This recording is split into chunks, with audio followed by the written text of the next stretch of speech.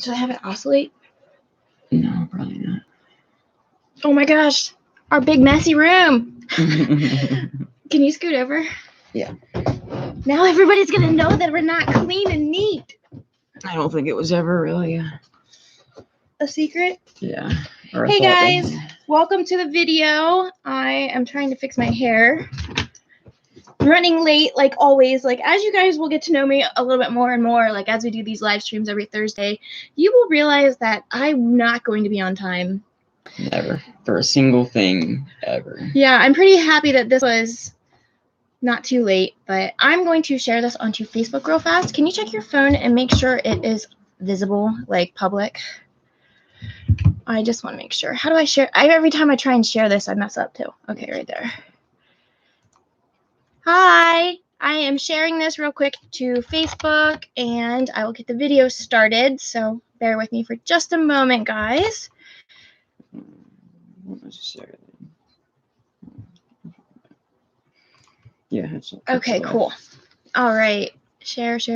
My internet's going like a little slower than normal. There's a lot of people on it right now. Okay, yes. So today's live stream topic is harm reduction and other unpopular opinions in the recovery community. I don't want to say potentially unpopular. Yeah, I don't want to say recovery community per se, but I had a comment from a subscriber, and it kind of hurt my feelings, but I understood where they were coming from. So I want to be like entirely transparent with anybody. Hi guys. Hi Angel. I want to be fully transparent with you guys. Like my intention in creating this YouTube channel is not to be some recovery idol or role model or somebody for you guys to like look up or to. Emulate. Yeah. Like is that your shot? Oh yeah. Angel said happy birthday. Oh well, thank you. I appreciate that. Yeah, it's shut. Thank you.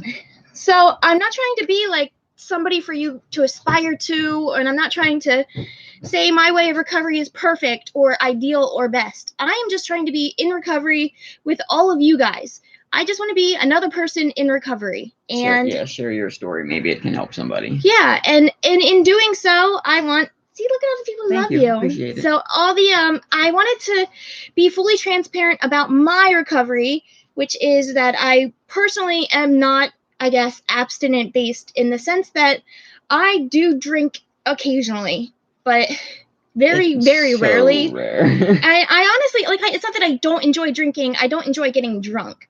I don't enjoy being that person. So I don't do that anymore. And I am not going to sit here and say it's safe for you to drink or it's ideal for you to drink, because it's probably not. And It's not my place to say that for anybody.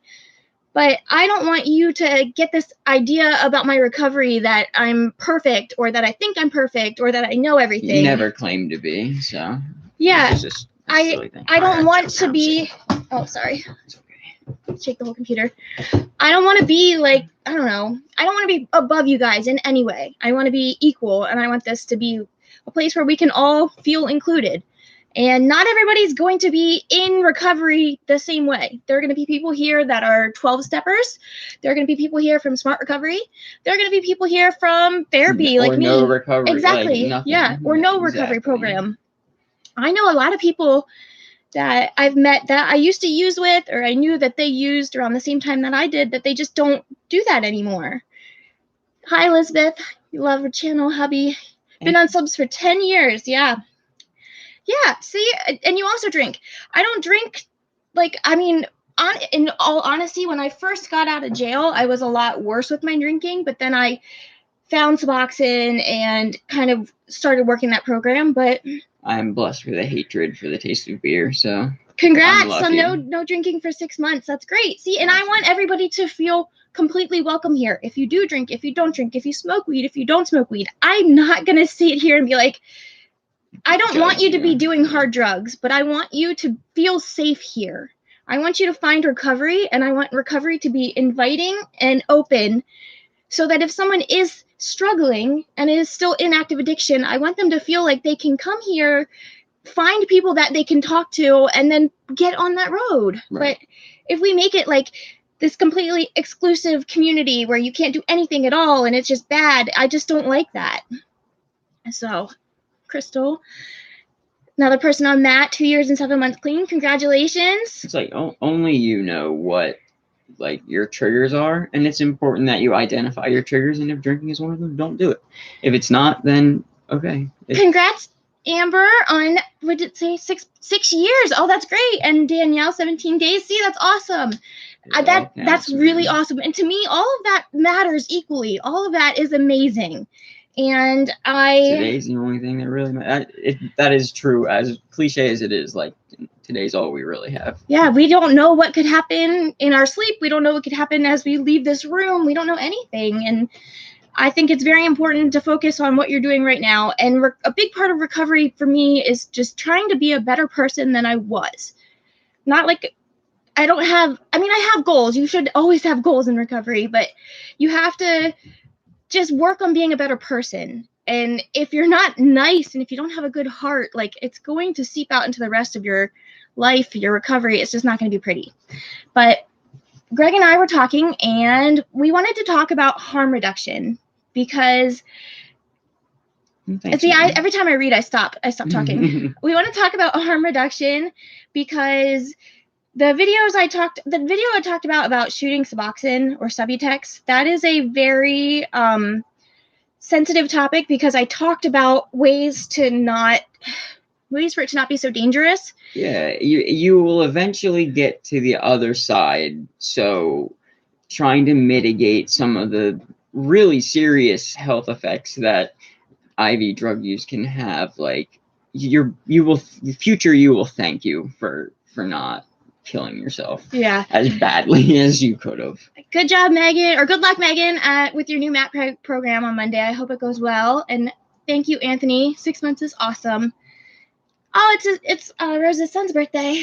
Oh, awesome. Birthday twins. Right? I once heard this statistic, this is a side note, that if you get if you get a group of people, I think it's like 12 people or more together, you're going to have people that one of them will share a birthday or something, right? Yeah. So, so harm reduction, in bigger cities, there's awesome places like needle exchanges, which is something that I would love to get in our area.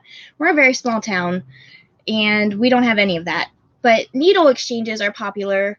Safe injection sites, which are few and far between that I've actually heard of. Yeah, in our town, I think you have to take it upon yourself to do these things, to like set up a safe place to use or get fresh needles. Like, you're gonna have to go buy them. Yeah. So if the needle exchange and the safe injection site isn't in your area, we want to give you some ideas or suggestions for how to be safer if you're in active addiction. So I don't want anybody to take this as advice to go use if you're in recovery. Yeah, obviously we would prefer you to not. Yeah, I definitely don't want anyone to go back. I don't want anyone to have to use these, but I'm fully aware that people in active addiction can't just change their mind because someone says so. And we lost good people from a lot of, from endocarditis. That's been a big one lately. Yeah, that I don't know if I have any really good harm reduction techniques for. Well, besides clean needles. Yeah.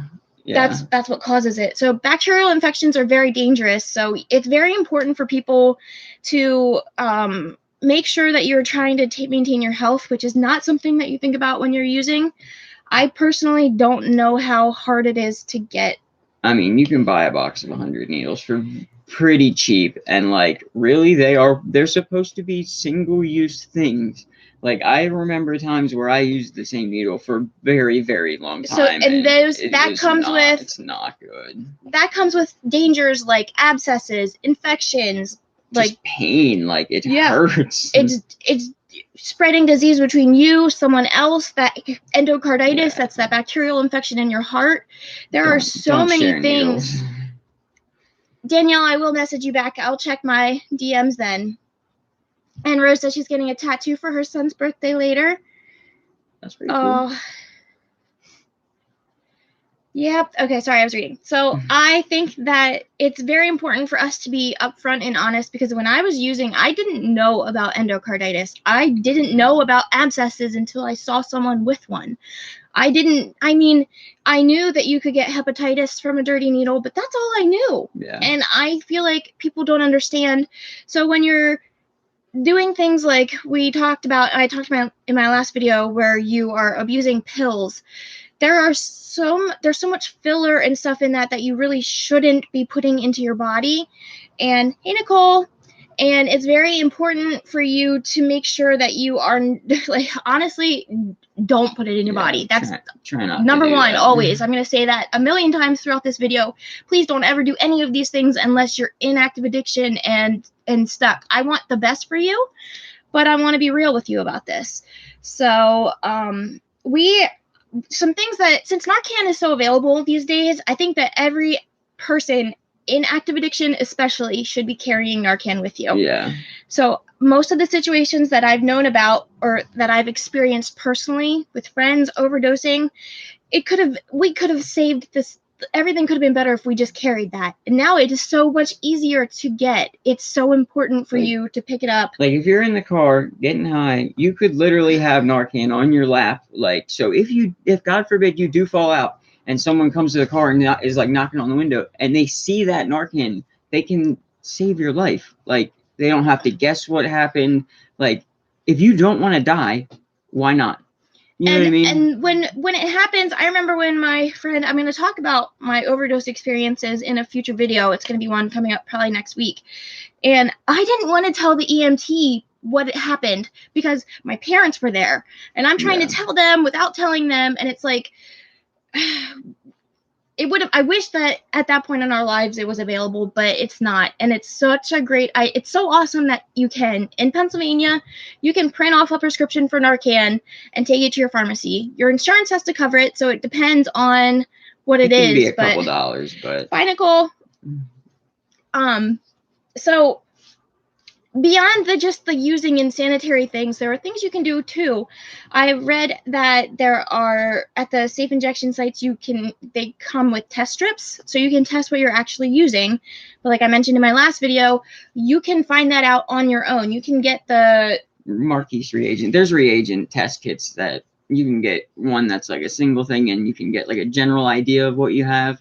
Like, and you only need to use like a very small amount of your drugs, like, so you can still do them. You don't have to waste them. In my last live stream, somebody shared a link to safe testing or to reliable testing supplies. There's also fentanyl tests, which I heard are cheap. I mean, you can get them, and I think that's very important. I think it's so important because I can't stress it to you enough. Like, if a relapse, using in general, is so likely to end in an overdose, and it's scary. And I think it would be, I don't know. I look back at how I used to be in my active addiction, and I wonder if I would have used these things. I wouldn't have paid for these things. I wish that there were a way to make things like the fentanyl testing strips available for free. If that's like, that would be my ideal, like a needle exchange. In a perfect world, yeah. Well, if I could create a program that I would like to create a needle exchange in our area, which would dispose of dirty needles so they wouldn't be all over your town. They would be packets 10 fentanyl test strips is like $20 for 10. Like, that's a little high. Crystal, that's awesome though that they can. I think you're talking about Narcan. They can just go for $30. That's what we ended up paying for it with insurance. Oh my god, yeah. Yeah. So I just want everybody to know that there are ways to be safer if you are still in active addiction, but you don't have to stay in active addiction. Recovery is not a place where you have to feel excluded or that you have to live up to certain expectations. You make your recovery what you want it to be. So you put in the time and work. You define recovery for yourself. You set your goals. You don't have to live up to anybody else's expectations except for yours. I mean, recovery is living without this drug. That is the common goal. Mm-hmm. But I want you to realize that there are different ways, and I don't want anyone to ever feel like they can't live up to this expectation, or getting from here, active addiction, to that point in recovery of full abstinence that's too far. Don't look at that distance. Look at like the first steps you can take. Yeah. Find places or people you can talk to. Reach out to me, reach out to like Jessica Kent, reach out to other people in recovery. I think that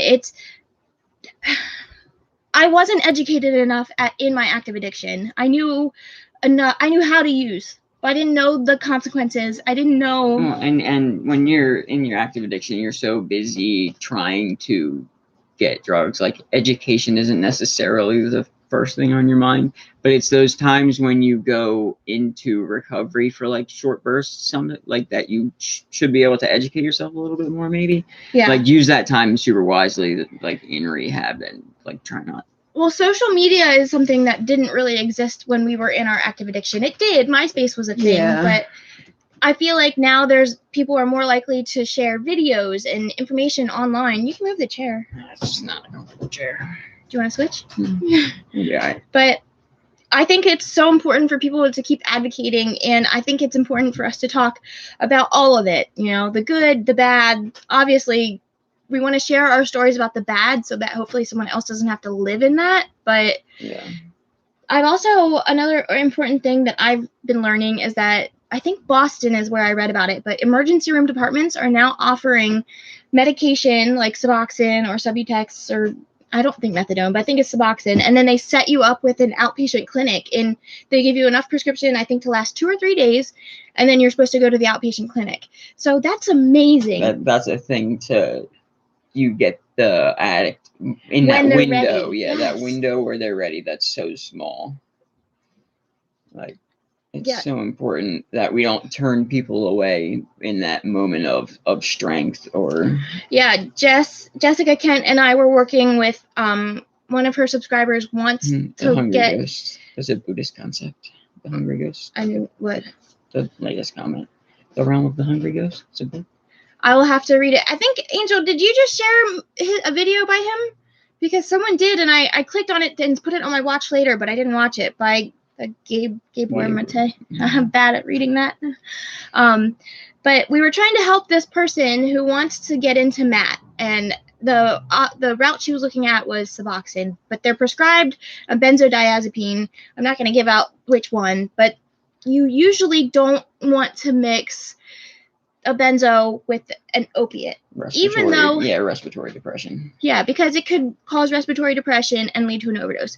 The likelihood of that is a lot lower in Suboxone and buprenorphine because of that ceiling effect, which I don't know. I was just so disappointed. The doctor, she went to a clinic for Suboxone, and the doctor said no. The doctor said no because you're on this medicine, and that blows my mind. I went in easily. You can easily, like, you're a doctor, like, you know how to work around that, or like, I don't know, man. That's crazy that you just shut somebody out when you have that chance. Like, the chance might never come again. Yeah, and I actually had an appointment yesterday at my doctor, and I went in and I asked, I was like, is this true? Is this the case for all doctors? And I saw the nurse practitioner, and she was really upset, and she said, we have so many options right now, so many treatment options, that no doesn't have to be one of them. Like, you could give them options. Should never be one. Like, you can say, if you can get off of this benzo, then you can go this route. If you can't, you can try this. You can talk to your family doctor about changing your medication out. It just shouldn't be no. Right, yeah. It should never be. That window of time to treat someone is so slim, and it really disappointed me. But if you guys ever get caught, hi Victoria. I actually don't know. You said, well, did she say she was willing to get off of the benzo? Hey Jess, I'm actually talking about our story about how I'm disappointed in that doctor for saying no to someone that was in that period of time where they wanted to access treatment. And I don't know what they said. That was actually more on Jess's side, but I'm just so disappointed that we are still in this place where we don't want to just take advantage of that. Like, that is such a hard place to get to. And to be able to even say, I want help, I'm considering it. Like, there were multiple times that I remember, like, trying to reach out to rehabs or trying to reach out to someone for help. And, like, they're just like, oh, yeah, 2 weeks, 2 months. What?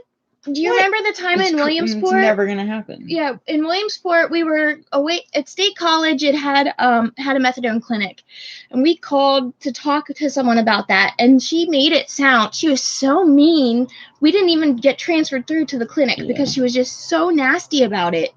And I don't think we could have made it to State College. That was quite a drive, and our car wasn't working, but we should never face that barrier when we're trying to get into recovery. That's why I preach so much about this inclusive recovery.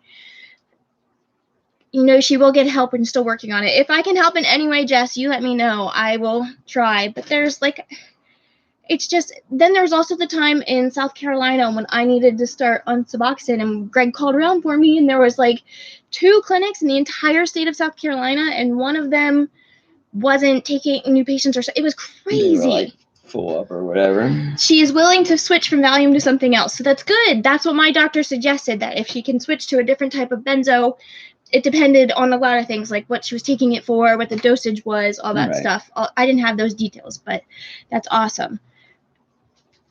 Yeah, I've heard good things about that, but I can't talk about that as well. Mm-hmm. Spotted elephant, what is your actual name? I don't know it. Mm-hmm. And I don't know that doctor. Yeah, right, the do no harm. That's what the Hippocratic Oath is not a real thing that doctors take, though, just FYI. Yeah, it's it's an idealized version. Although almost every doctor will have that hanging on their office wall. Yeah. Dina. I can remember. Don't we know a Dina? I did know Dina many years ago. I have a Dina I was working with at work. She's an agent. She has a real drawn out Southern accent too. Mm-hmm. But it's when I keep having to call our insurance company in South Carolina, and every time I talk to them, it's this slow Southern drawl, and it's just I don't talk that slowly, and they're just hey. It's very, very slow and different, and it made me remember how people talk down south. Moving down to South Carolina was so weird. But yes, sir, yes, ma'am. Yes, sir, yes, ma'am. They didn't have, when we lived in South Carolina, they didn't have a lot of treatment options for opiate maintenance for Matt at all. And I knew there were 3 clinics. There were 2 even close. There was one all the way down by the beach. What is that place? Myrtle Beach? Yeah. Mm-hmm. Thank you, Jess. 1,000 subs. Thank you, all of you guys. I really greatly appreciate it. Yeah, that was a good birthday present. It happened right on Greg's birthday, and it still counts as my birthday too. Right. Because what's his is mine. It's my reverse birthday present to you, I guess. Oh, thanks. Yeah, That's how that works. There was something else I wanted to talk about. Oh, my doctor. So after my last appointment, I left there feeling very broken, and I was really scared as to how this appointment would go. And I have been in contact with my actual prescribing doctor, but I didn't see him in the office.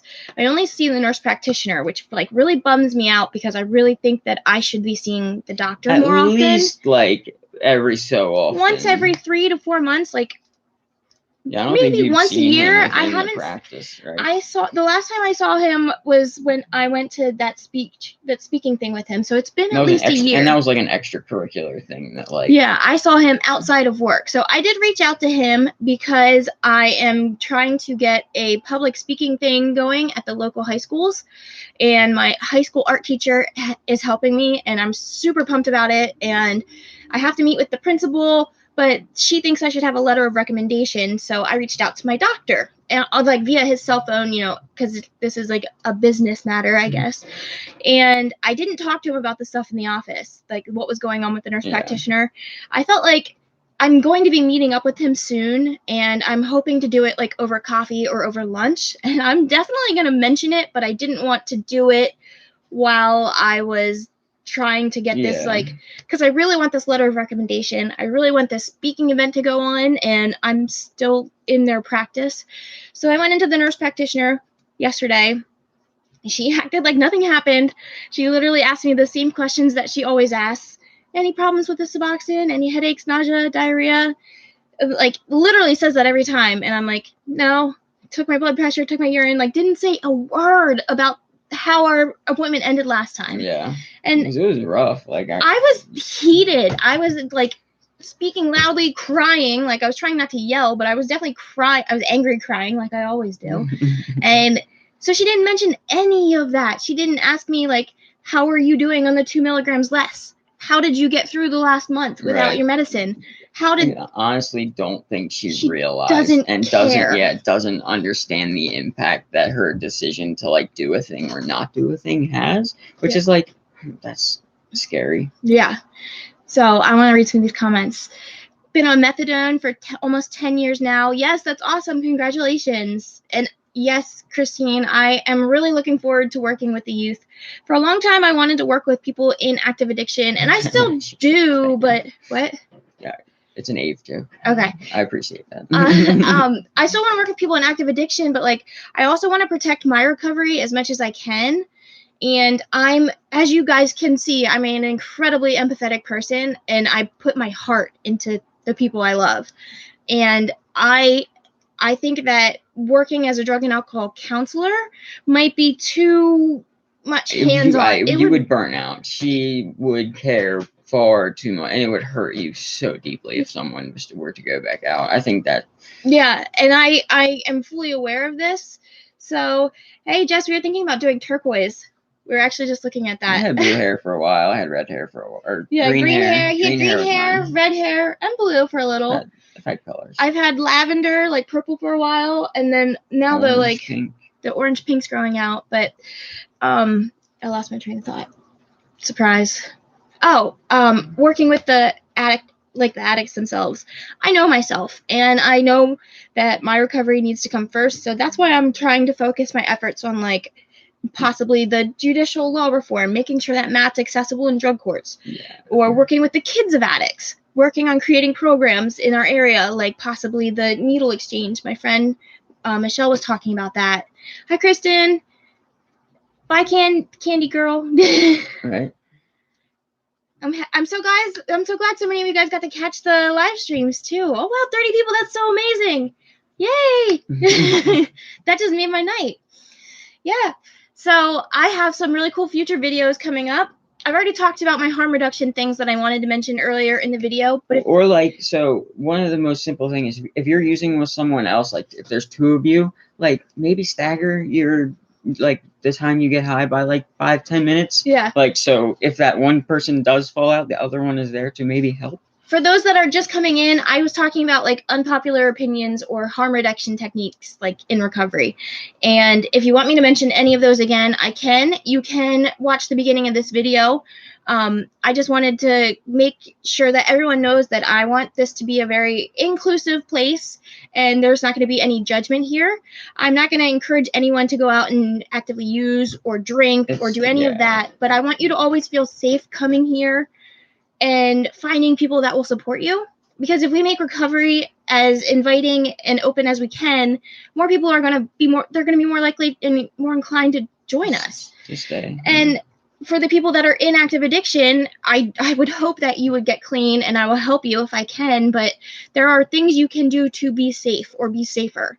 And not collapse your veins or get abscesses. This really relates to my last video about the Suboxone intravenously, and that's dangerous, but we have to talk about these things.